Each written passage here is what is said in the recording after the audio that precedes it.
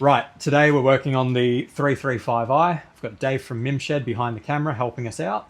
We've got some cosmetic issues to fix, some mechanical issues to fix, but before we get into all that, we're going to get into our 10,000 kilometre service because the car's due for it. So stick around and see what we're doing to this car today. So we're getting started with the general service. So firstly, I've warmed the vehicle up. And you'll hear that there's a diaphragm that has gone dodgy. These are my custom made jack tools. You can buy these online, however I had some blocks of wood laying around, so I just cut them to size. We use these with a scissor jack, given that nothing else fits underneath this vehicle. And the rattle gun proved ineffective, so we've switched back to hand tools to jack up the car with a ratchet.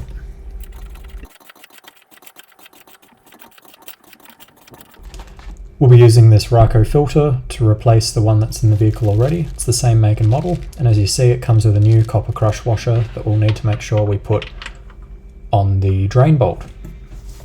Speaking of which, that's what I'm taking off now, and it is quite difficult to do on the ground, but you can see it's manageable. And trying my best not to spill all the oil everywhere. And we'll pop the bonnet of the car, ready to replace the old filter with the new one. And we'll put down a rag just to make sure that nothing gets spilt anywhere.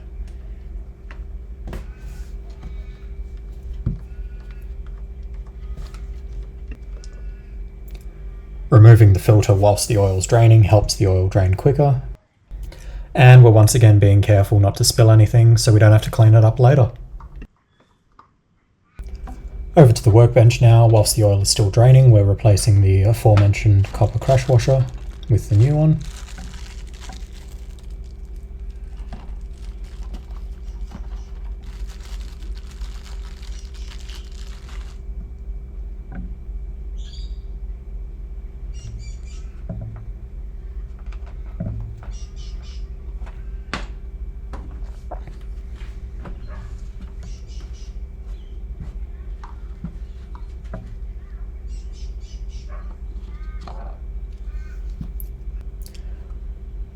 With a pick tool, we're also replacing the O-ring seals on the oil filter housing.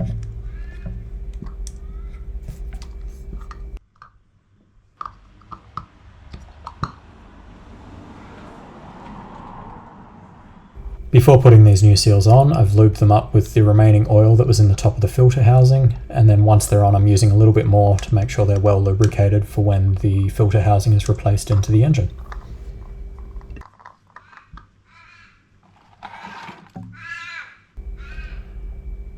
Just comparing the old filter with the new one, checking that the numbers are in fact the same, and when placing it into the oil filter housing, the numbers face you. Goes in with a sharp click, and then it's ready to go. I always make sure to check my old oil filter for any signs of glitter, just to give a general idea of the health of the engine, and of course, as always, this one is perfect. If you keep up to the servicing of these vehicles, they really are quite reliable. I make sure to replace the drain bolt with its crush washer first before putting new oil in the vehicle, otherwise you end up with a big mess on the ground. Don't ask me how I know.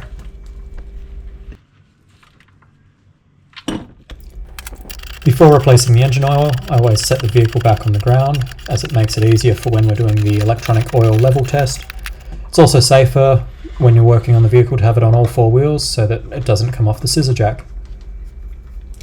Replacing the oil filter cap back into its housing, making sure it's done up to the correct torque spec, which is 25 Newton meters. Once that's done, we can fill up the engine with 6.5 litres of 10W40 in this case, but make sure you check your manual for the spec that you need for your climate.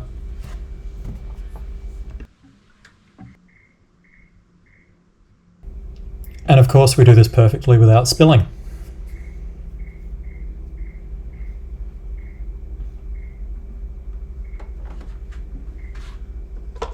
Replace the cap, start up the engine, hoping not to hear any weird noises or loud knocks. We head inside the vehicle now to go into the infotainment display to start up the oil level check procedure.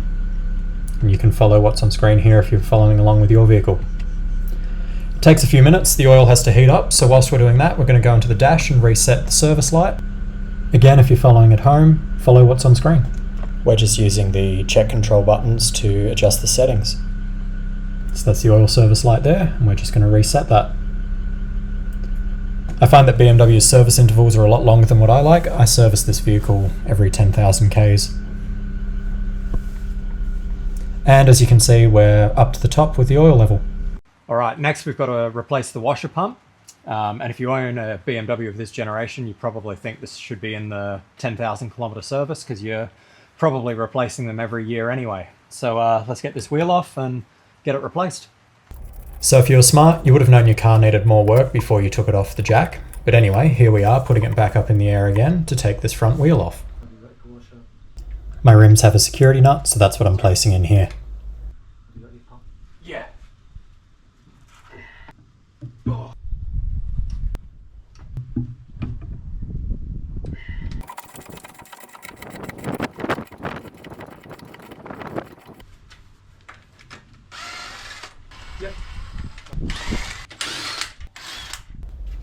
And sometimes these wheels get stuck on, so you've got to use a bit more force than you anticipate.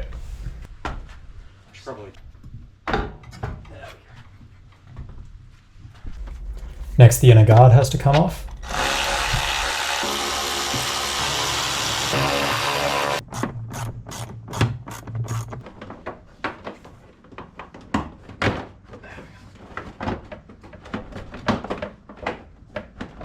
As you can see, this is a very fun and clean job.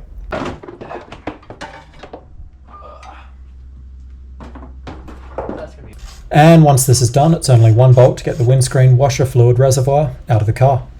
Once that bolt is out, I just lean the bottle against the brake rotor and use one of these push pin removal tools to get the pump out. Make sure you've got a bucket or something underneath it, or at least your reservoir is drained, because you're going to get very wet otherwise. Sorry? It did work. God, there's some shit coming out of this tank. Sorry? Yes, it does. And with a little bit of strength, you'll be able to pull the hoses off of the pump.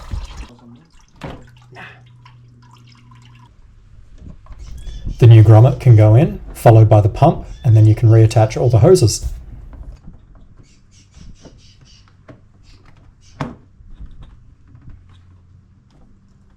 The wiring harness follows, and then I like to take a zip tie to seal up the hoses, just so they don't leak.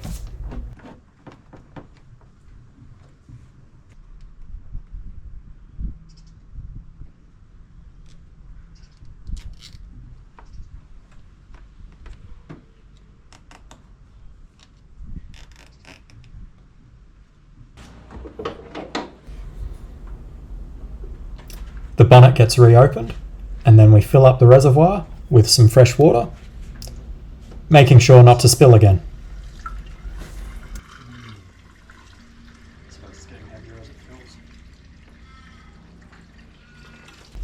Definitely not spilling there.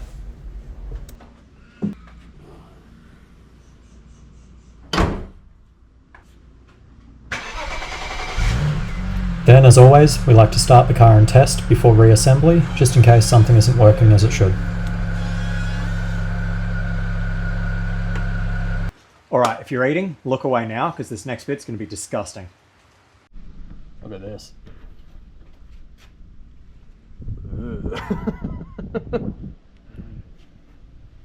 at the gunk in the bottom. Science experiment. Yeah.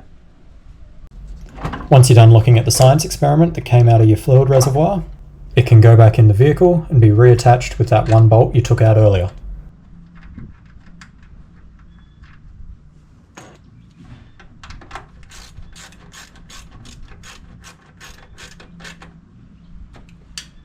The fender liner goes in next, and I was dreading this job, but it actually went in very easily.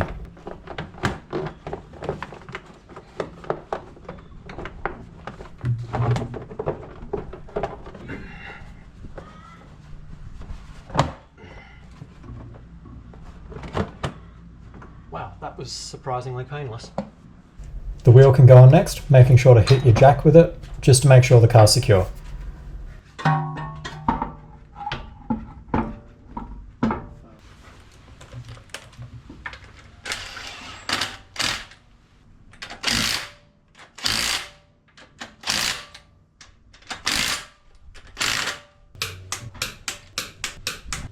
We're now moving inside the car to fix the passenger side sun visor, because the mirror has stopped opening.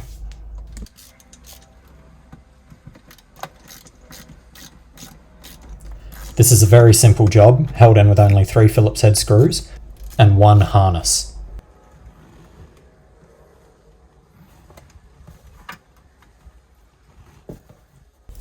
That's if you don't struggle to get the harness out. Once the old sun visor is out, we just put the new one in, plugging in the new harness, reaffixing it with the same 3 Phillips head screws.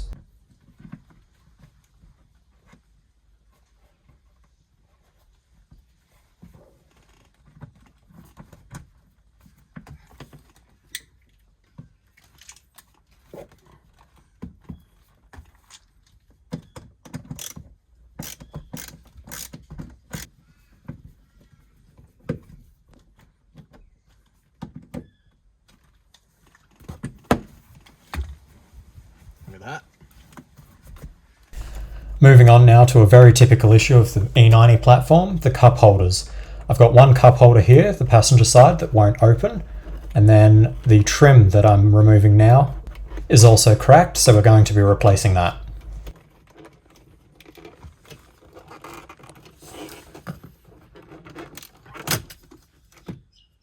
Fixed.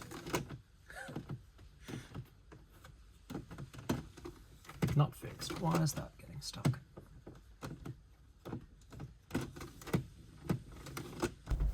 We'll again remove 2 Phillips head screws to remove this cup holder.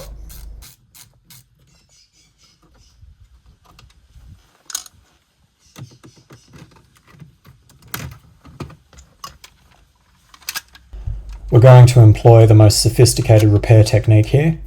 Force it until it starts working.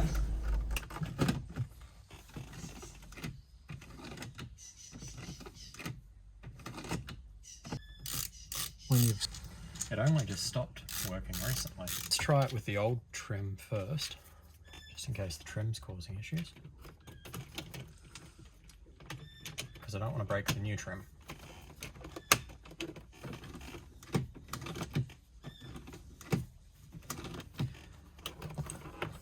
I'd hate to call it fixed, being that simple, but sometimes you have a limit. So given that was a simple fix, we're now going to put the new trim on. Which way does it go? That way.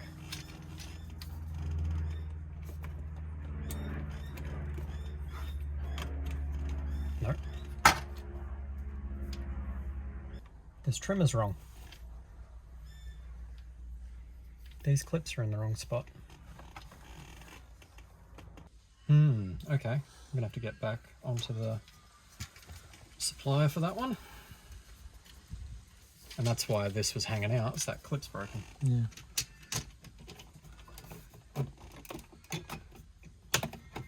So our next job on this car is to replace all the vents in the vehicle, as all of them are broken. As you may know, with these BMWs of this generation, the vents do break fairly quickly. So instead of replacing them all, I've found this company online that makes a redesign of the actual tab, which is what usually breaks. And a pack of these tabs to refit the entire vehicle costs less than 1 vent from BMW. So I'm going to try these out, and if they work, I'll leave a link for them in the description below.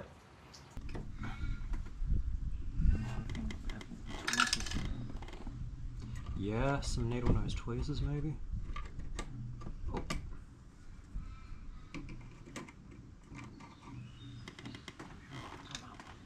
That's working. Did you want to film this one? As I'm sure you can imagine, these clips are incredibly hard to get out. One eternity later. This needs to come sideways. There we go. Just clip over on the middle one. Look at that. A little stiff, but that'll get better with time. There we go. Goes on top. Second one here, make sure it's straight. And then with that bit at the top, straight on.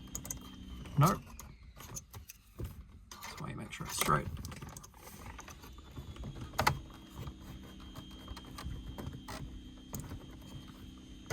Boom. Oh. There we go. Again, a bit stiff, but that'll get easier.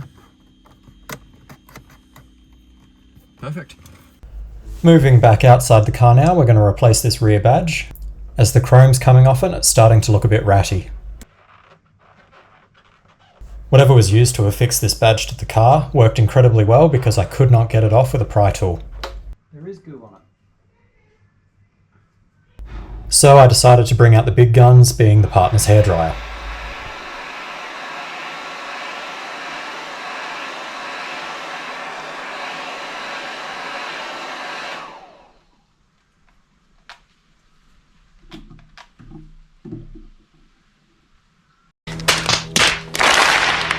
Well, my partner's hairdryer broke, so as a side benefit from this project, I get to buy her a new one. Maybe if I tell her it's a gift, I'll get away with it and get some extra brownie points. Luckily for me, I think I got this goo just hot enough to actually move it.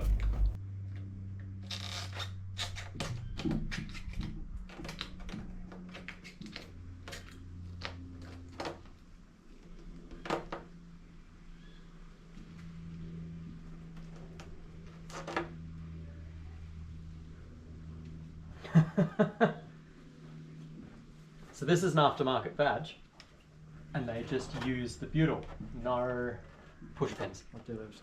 Cool. So because of the previous owner's or workshop's bodge job, I now spend the next half an hour cleaning off all the excess butyl that was used to affix the rear badge, using a combination of WD-40, isopropyl alcohol, and then finally some polish to get the last of it off. This also removed any scratches I may have caused from using a plastic razor blade.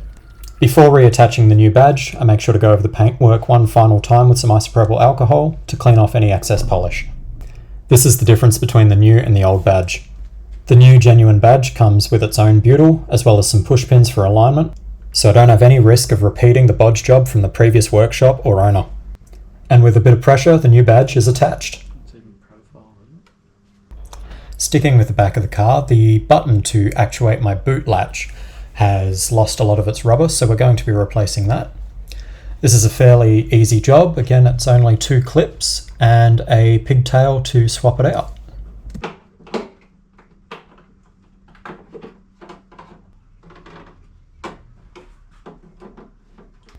After confirming that I've ordered the right part, unlike other parts of this build, we carefully remove the old button and swap in the new one. We'll give the new one a bit of a test here before we clip it in to make sure it's working. And it is, so we clip it in. Testing it one last time.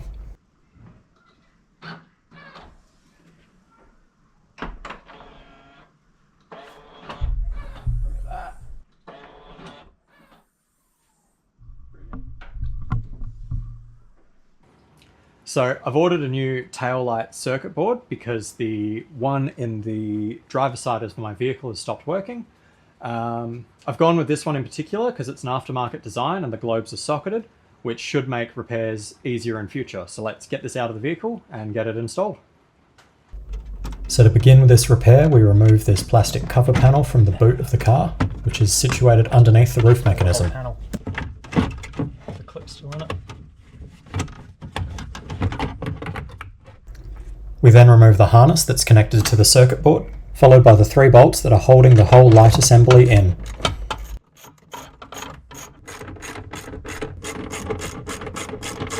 The light then easily pulls out.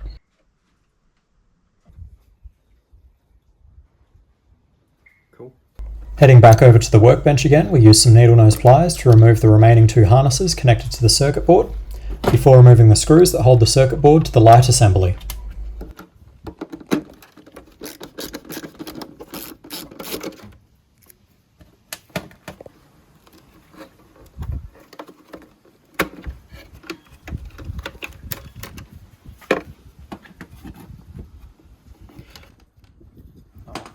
see what we've got here. It was at this point that we realised this was not the upgraded part. It's identical. This was in fact a replica of the original BMW part. Yep. Oh well. Whilst annoying down the line if I have to replace any of these bulbs, this shouldn't change the outcome of the repair. We now take the time to seat the new part into the old light housing before putting back in its screws and the harnesses.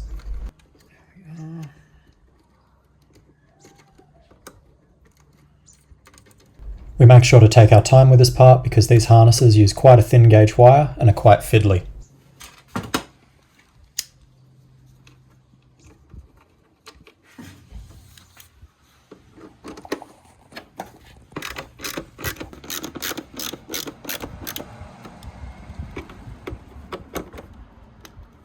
Brilliant.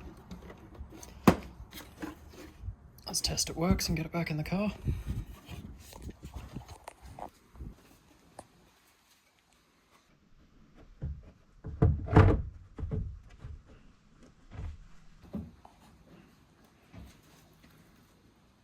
Put one bolt in so it doesn't fall out.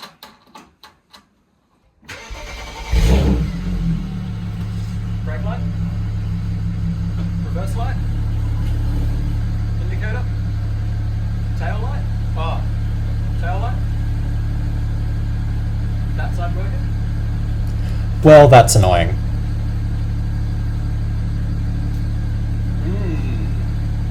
Okay. Wasn't the board. Oh shit. Okay. So it turns out this circuit board wasn't the culprit for the issue I'm having. It turns out that the lights that are the problem are actually embedded in the light housing. So unfortunately you can do all the research that you want and still come up with incorrect information. So from here, I think I either have to replace the tail light, which I'll probably have to do in pairs so that they look the same, or see if I can open up that tail light housing and replace those LEDs. Either way, that's something for a future video, so subscribe so you can see that down the track.